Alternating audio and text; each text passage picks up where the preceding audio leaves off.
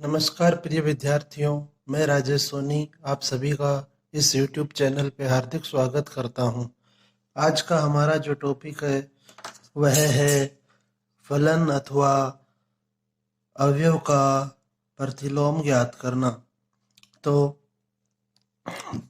जैसा अपन ने फलन की परिभाषा में पढ़ा था कि यदि f a से b में परिभाषित हो तो इसे अपन डायग्राम के द्वारा जब व्यक्त करते हैं तो इस प्रकार से व्यक्त किया जाता है। यह अपन ने पढ़ा था। तो यदि अपन माने कि समुच्चय ए का जो अवयव ए है उसका समुच्चय बी में दिए गए अवयव बी से प्रतिबिंब है तो इसे अपन इस प्रकार से व्यक्त करते हैं और इसे गणितीय रूप में लिखा जाएगा F A is equal to B, अर्थात समुच्चय ए के अवयव ए का प्रतिबिंब बी प्राप्त होता है। इसे अपन पढ़ेंगे कि जब आप एफ पर ए को अप्लाई करते हैं तो हमें बी प्राप्त होता है। तो प्रांत में ए का प्रतिबिंब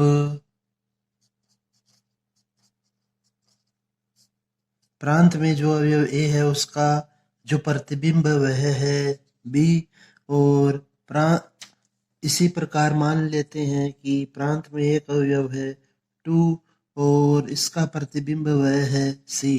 तो प्रांत में अवयव उपस्थित अवयव 2 का जो प्रतिबिंब वह सी होगा।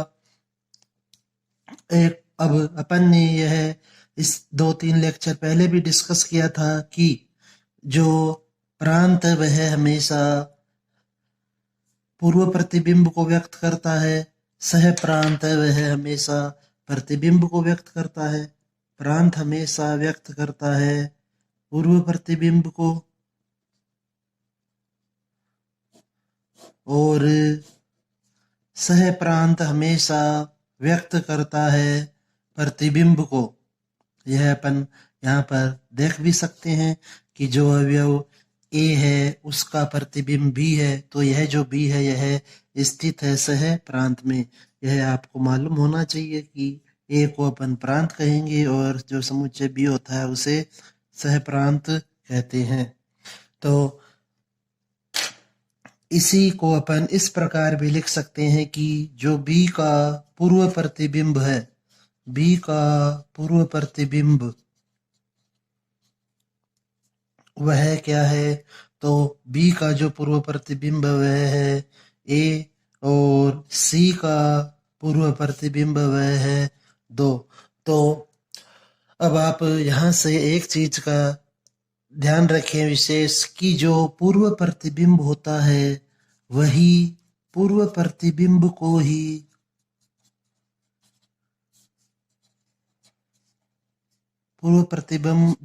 ही अवयव का प्रतिलोम अवयव कहते हैं। पूर्व प्रतिबिंब को ही अवयव का प्रतिलोम अवयव कहते हैं, अर्थात आप इसे लिख सकते हैं कि बी का प्रतिलोम अवयव इज इक्वल टू ए, सी का प्रतिलोम अवयव इज इक्वल टू 2, अर्थात पूर्व प्रतिबिंब और जो प्रतिलोम अवयव है उनमें कोई भी डिफरेंस नहीं होता। अतः अपन यहाँ से निष्कर्ष लिख सकते हैं कि जो पूर्व प्रतिबिंब है वह पूर्व प्रतिबिंब हमेशा व्यक्त करेगा प्रतिलोम अवयव को। प्रतिलोम अवयव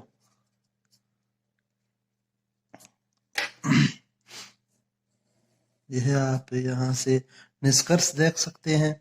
इसके बाद नेक्स्ट अपन डिस्कस करते हैं फलन का प्रतिलोम ज्ञात करना। जो इसका सेकंड पार्ट था, यहाँ पर अपन ने फर्स्ट पार्ट डिस्कस किया। इसके बाद अब जो नेक्स्ट पार्ट है वह है प्रतिलोम फलन। तो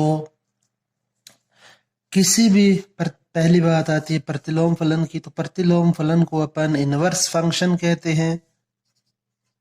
इनवर्स फंक्शन। तो यदि अपन बात करें f की, तो f का जो प्रतिलोम फलन होता है उसे f इनवर्स के द्वारा, तो f इनवर्स को आप इसे जब अपन पढ़ेंगे तो इसे पढ़ा जाएगा f इनवर्स। यहाँ पर जो -1 है वह घात को व्यक्त नहीं करता है, यह विशेष ध्यान रखिए। इसी प्रकार g फलन का जो इनवर्स होगा वह होगा g इनवर्स। तो इसकी जो डेफिनेशन है वह इस प्रकार से दी जाती है कि यदि f a से b में एके की आच्छादक फलन है, तो f का प्रतिलोम फलन f इनवर्स समुच्चय b से समुच्चय a में परिभाषित होने वाला फलन होता है। इसे आप डायग्राम के द्वारा इस प्रकार समझ सकते हैं कि यदि समुच्चय A से B के मध्य परिभाषित फलन f हो, तो वह फलन जो B से A में परिभाषित होगा उसे अपन f इनवर्स के द्वारा व्यक्त करेंगे। तो f है वह हमेशा A से B में परिभाषित होता है, तो जो f का इनवर्स फलन है वह B से A में परिभाषित होगा। तो यहाँ से अब आप देख सकते हैं कि चूंकि जो A है वह अपन प्रांत कहते हैं, सेकंड जो B है उसे अपन सह प्रांत कहते हैं। इसी प्रकार यह प्रांत है और यह सह प्रांत। लेकिन अब यहाँ पर जो फलन B है वह प्रांत होगा, क्योंकि f इनवर्स का जो रिलेशन है वह B से A में है। तो f यदि A से B में परिभाषित हो तो f इनवर्स है वह B से A में परिभाषित होगा। तो A है वह f का प्रांत है, B है वह f का सह प्रांत है। इसी प्रकार से f इनवर्स की बात करें यदि अपन, तो B f इनवर्स का प्रांत होगा और A f इनवर्स का सह प्रांत होगा। तो यहाँ से यह निष्कर्ष निकाला जा सकता है कि जो f का प्रांत होता है वह f इनवर्स का सह प्रांत होता है। आप देख सकते हैं यहाँ पर कि f का प्रांत वह A है और f इनवर्स का सह प्रांत A है। तो आप यहाँ पर लिखेंगे कि f का प्रांत है वह बराबर होगा f इनवर्स के सह प्रांत के। इसी प्रकार f का जो सह प्रांत है वह बराबर होगा f इनवर्स का प्रांत। यह आपको यहाँ से समझ में आ गया होगा, चाहे तो आप इसे यहाँ से मिटा सकते हैं। इसके बाद अब अपन नेक्स्ट देखते हैं कि जब बात आती है कि किसी फलन का प्रतिलोम कैसे ज्ञात करते हैं, तो उसके लिए आपको विशेष ध्यान रखना है कि किसी भी फलन का प्रतिलोम फलन तभी ज्ञात किया जा सकता है जब वह एकेकी आच्छादक हो। एकेकी फलन क्या होता है, आच्छादक फलन क्या होता है, इसे अपन अभी नेक्स्ट डिस्कस करेंगे। अभी इसके बाद अपन यहाँ पर अब आप एक चीज और ध्यान रखें विशेष कि हमें यहाँ पर कुछ एक चीजों का और ध्यान रखना है। जैसे यदि अपन बात करें x की पावर -1 की, तो इसे अपन लिख सकते हैं 1/x। इसी प्रकार यदि अपन बात करें sin x की पावर -1 की, तो इसे अपन लिख सकते हैं 1/sin x। तो यदि कोई फलन है और उसकी घात में -1 दिया गया है, और यदि आप उसे 1/, फलन लिख पा रहे हैं, फलन या कोई भी चर संख्या या अचर संख्या, तो आपको ध्यान में रखना है कि ये सभी जो स्थितियां हैं, ये प्रतिलोम फलन को व्यक्त नहीं करती है। जैसे अपन ने लिखा 2 की पावर -1, तो 2 की पावर -1 है, वह कोई प्रतिलोम फलन नहीं होता, क्योंकि 2 की पावर -1 है, वह 1/2 को व्यक्त करता है। इसी प्रकार आपने लिखा 3 की पावर -1, तो इसे आप लिख सकते हैं 1/3। तो यह कोई प्रतिलोम फलन नहीं है। तो आपको यह ध्यान रखना है कि यदि पावर -1 दी गई है, तो यह नहीं होता कि वे सभी प्रतिलोम फलन होंगे। जैसा कि अपन बात करें f इनवर्स की, तो आप इसे 1/f नहीं लिख सकते हैं, ऐसा अपन नहीं लिख सकते हैं। इसी प्रकार मान लीजिए आपको दिया हुआ है साइन इनवर्स x, जो कि प्रतिलोम त्रिकोणमितीय फलन होता है। नेक्स्ट चैप्टर है जो सेकंड, उसमें डिस्कस करेंगे। इसे भी आप 1/sin x नहीं लिख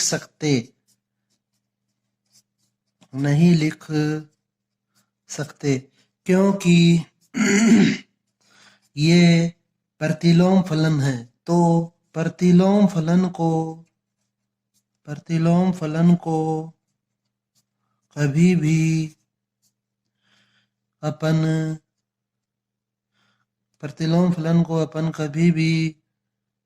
अंश बटा अंश व हर के रूप में नहीं लिख सकते हैं। इसका आपको विशेष ध्यान रखना है। तो इसको एक बार आप वापस से देखें, रिवाइज करें, ताकि आपको अच्छे से क्लियर हो कि कौन सा फलन है वह प्रतिलोम फलन होता है और कौन सा फलन प्रतिलोम फलन नहीं होगा। इसके बाद अब अपन नेक्स्ट डिस्कस करते हैं फलनों के प्रकार, जो कि आपका नेक्स्ट बहुत ही महत्वपूर्ण टॉपिक है।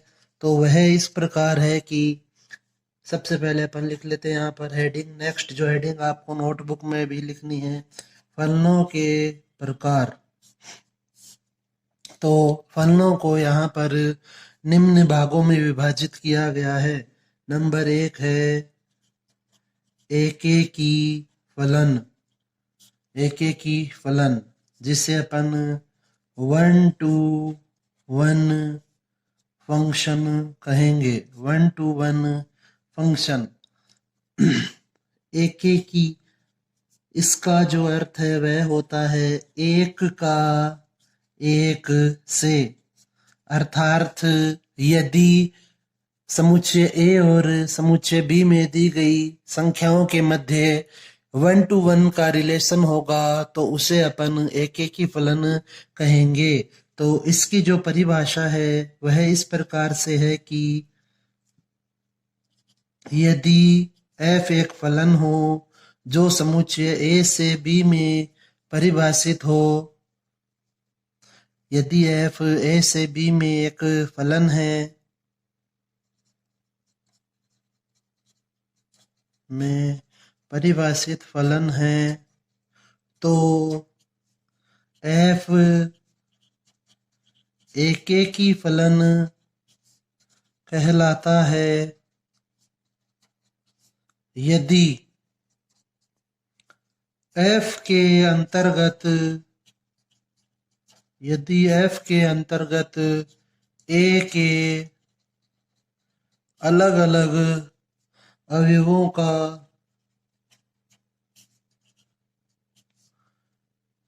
b में अलग अलग अवयवों से संबंध हो। यह इसकी आप डेफिनेशन लिख सकते हैं। यदि अपन इसे एग्जाम्पल के द्वारा देखना चाहें तो आप देख सकते हैं यहाँ पर कि इसे इस प्रकार से व्यक्त किया जाएगा कि माना यह समुच्चय A है, यह समुच्चय B है, तो A से B में परिभाषित फलन f है। माना जो समुच्चय A है उसके अवयव है A, B, C और D। इसके इसी प्रकार जो समुच्चय B है उसके अवयव हैं 1, 2, 3 एंड 4। तो यदि A का रिलेशन 1 से हो, B का रिलेशन 2 से हो, C का रिलेशन 3 से हो, D का रिलेशन 4 से हो, ये और भी आप यहाँ पर अवयव ले सकते हैं। मान लीजिए ये 5 अवयव है, तो यहाँ पर जो समुच्चय A में दिए गए जितने भी अवयव हैं, समुच्चय A को अपन प्रांत कहते हैं, समुच्चय B को अपन सह प्रांत कहते हैं। तो समुच्चय A में जितने भी अवयव दिए गए हैं उन सभी का यूनिक रिलेशन है, इसलिए ये सभी एक ही फलन है, 1 to 1 की रिलेशन है। A का केवल 1 से संबंध है, B का केवल 2 से संबंध है, C का केवल 3 से संबंध है, D का केवल 4 से संबंध है। अतः यह जो डायग्राम है वह एक ही फलन को व्यक्त करता है, 1 to 1 रिलेशनशिप को शो कर रहा है। इसके बाद जो सेकंड नंबर 2 है वह है बहुएकी फलन। बहुएकी फलन तो बहुएकी फलन की परिभाषा है वह बहुएकी का पहले तो आप इंग्लिश में मीनिंग देखिए कि जो बहुएकी है उसे अपन कहते हैं many to one. Many to one मतलब बहुत सौ का, बहुत सी संख्याओं का एक से संबंध बहुएकी फलन को व्यक्त करता है। बहु मतलब बहुत से फलन, एक ही मतलब एक, तो बहुत सौ का, बहुत से अवयवों का यदि एक ही अवयव से संबंध होगा तो ऐसे संबंध को अपन बहुएकी फलन कहते हैं। अपन यह पहले भी डिस्कस कर चुके हैं कि जो फलन होता है वह हमेशा संबंध होगा, लेकिन जो संबंध होता है वह हमेशा फलन नहीं होता। यह आप देख सकते हैं लेक्चर रिपीट करके पीछे के। तो इसकी जो डेफिनेशन है वह है कि f a से b बहुएकी फलन कहलाता है, बहुएकी फलन कहलाता है यदि प्रांत अर्थात जिसे अपन समुच्चय A कहते हैं, यदि समुच्चय A में एक या एक से अधिक अवयवों का सह प्रांत अर्थात समुच्चय B में एक ही प्रतिबिंब उपस्थित हो तो उसे बहुएकी फलन कहेंगे। इसका जो डायग्राम है वह आप इस प्रकार कंसीडर कर सकते हैं कि माना यह जो समुच्चय ए है, यह समुच्चय बी है। ए से बी में जो परिभाषित फलन है वह एफ है। ए में कुछ एक अवयव लिए अपन ने, A B C D E F, और यहाँ पर भी कुछ अवयव लेते हैं। तो माना कि यदि ए का संबंध एक से है, बी का संबंध भी एक से हो, सी का संबंध भी एक से हो, डी का संबंध भी एक से हो, ई का संबंध वह दो से है, एफ का संबंध वह तीन से है, तो यह जो चित्र है वह बहुएकी फलन को व्यक्त कर रहा है। क्योंकि समुच्चय ए में कुल 4 अवयव ऐसे हैं जिनका समुच्चय बी में एक ही प्रतिबिंब है, अर्थात परिभाषा के अनुसार यह जो फिगर है वह मैनी टू वन फंक्शन को डिफाइन कर रहा है, जिसे आप शॉर्ट में लिखते हैं m अनुपात 1। तो यहाँ पर यदि आप देखें कि जो एकेकी फलन की परिभाषा है वह एवं जो बहुएकी फलन की परिभाषा है उनमें एक सिमिलरिटी है कि यहाँ पर आप देखें कि यदि f के अंतर्गत a के अलग अलग अवयवों का b में संबंध हो, और यहाँ पर भी देखिए कि यदि प्रांत अर्थात समुच्चय a में एक या एक से अधिक अवयवों का समुच्चय b में संबंध हो, अर्थात जब भी किसी फलन में एकेकी अथवा बहुएकी फलन की जांच करनी हो तो हमें केवल प्रांत को ही देखना होता है। यदि प्रांत से जो एरोज हैं वे अलग अलग जा रही हैं सभी अवयवों पे, तब तो वह एक एक ही फलन होगा, और यदि प्रांत से जो एरोज है वे एक ही अवयव पे जा रही हैं तब वह बहुएकी फलन होगा, जिसे आप आसानी से देख सकते हैं। यहाँ पर हमें सह प्रांत को नहीं देखना होता है। ठीक है, तो आपके ये दोनों प्रकार समझ में आ गए होंगे। इसके बाद जो इसका थर्ड टाइप है वह है नंबर 3 जो है आच्छादक फलन।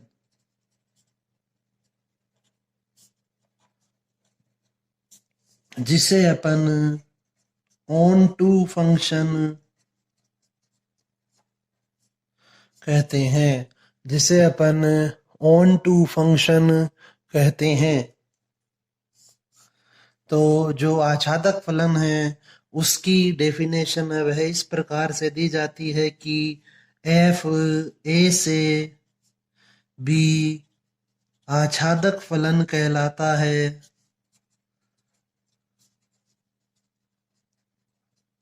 यदि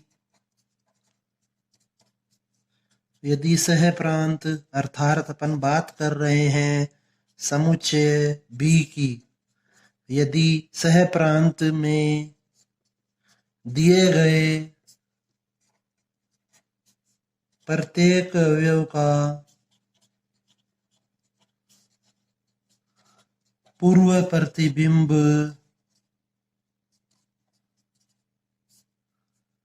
प्रांत अर्थात समुच्चय ए में उपस्थित हो। यह इसकी डेफिनेशन होती है। तो इसका आप एग्जाम्पल जब देखते हैं तो वह हो जाएगा कुछ इस प्रकार से। यह मान लेते हैं सेट ए है, यह सेट बी है। तो ए बी सी ये 3 एलिमेंट मान लिए, और इसमें जो एलिमेंट्स है वे हो जाएंगे कुछ इस प्रकार से।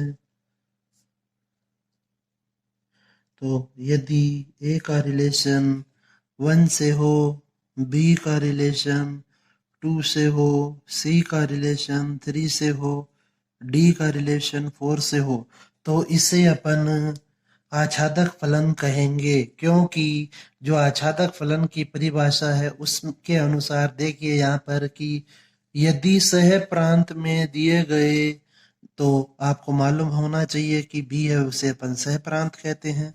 तो यदि सह प्रांत में दिए गए प्रत्येक अवयव का पूर्व प्रतिबिंब ए में उपस्थित हो, तो यहाँ पर जो सह प्रांत में 4 अवयव हैं उन सभी का पूर्व प्रतिबिंब उपस्थित है, इसलिए यह आच्छादक फलन है। इसके बाद जो नेक्स्ट आता है नंबर 4, वह है अंतरछेपी फलन।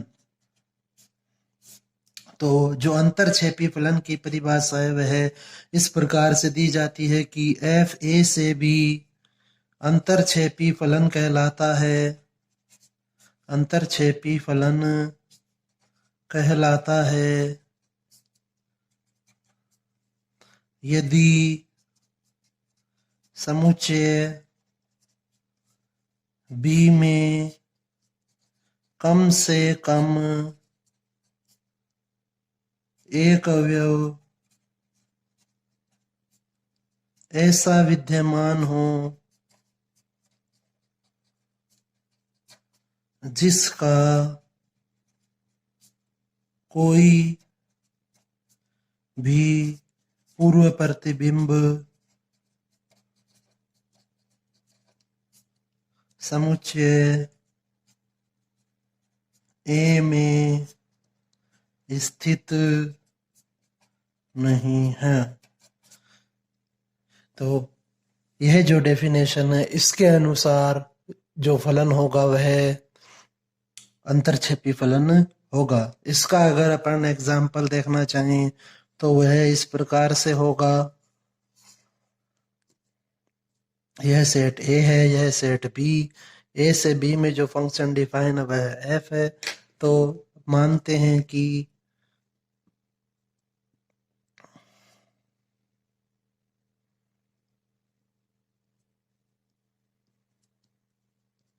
ए में जो अवयव है वे हैं A B C D, B के जो अवयव है वे हैं 1 2 3 4। तो यदि ए का रिलेशन 1 से, बी का रिलेशन 2 से, सी का रिलेशन 3 से और डी का रिलेशन भी 3 से है, तो जब आप यहाँ पर देखेंगे कि जो प्रांत में अवयव 4 है, 4 का कोई पूर्व प्रतिबिंब प्रांत में नहीं है। इस कारण से यह जो डायग्राम है वह अंतरछेपी फलन को व्यक्त करता है। यदि किसी विद्यार्थी के प्रतिबिंब और पूर्व प्रतिबिंब में कोई प्रॉब्लम है तो वह इससे पीछे के जो लास्ट 1-2 लेक्चर है उन्हें वापस से देखें, ताकि उसे क्लियर हो सके कि जो प्रतिबिंब और पूर्व प्रतिबिंब होता है वह क्या होता है। ओके, तो अगर अपन इन दोनों डेफिनेशन की बात करें, आच्छादक फलन और अंतरछेपी फलन की, तो आप यहाँ पर लिख सकते हैं कि जब आच्छादक अथवा अंतरछेपी फलन की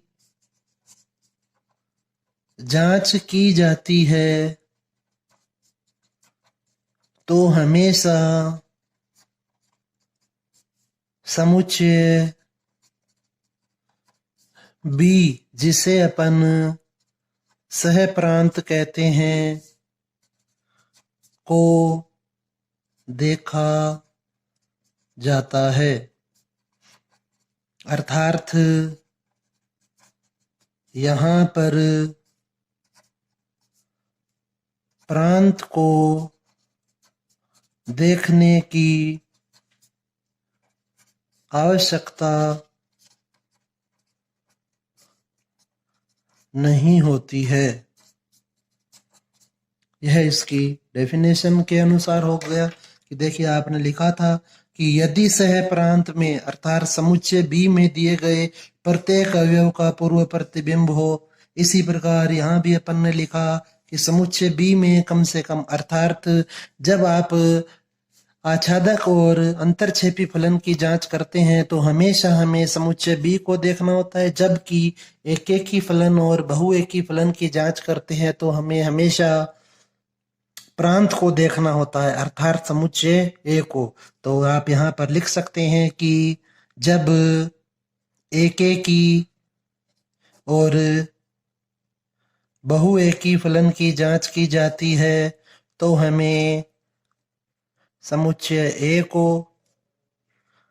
तथा आच्छादक एवं अंतरछेपी फलन की जांच करते हैं तो समुच्चय बी को देखना होता है। ओके, उम्मीद करता हूँ आपके समझ में आया होगा। धन्यवाद।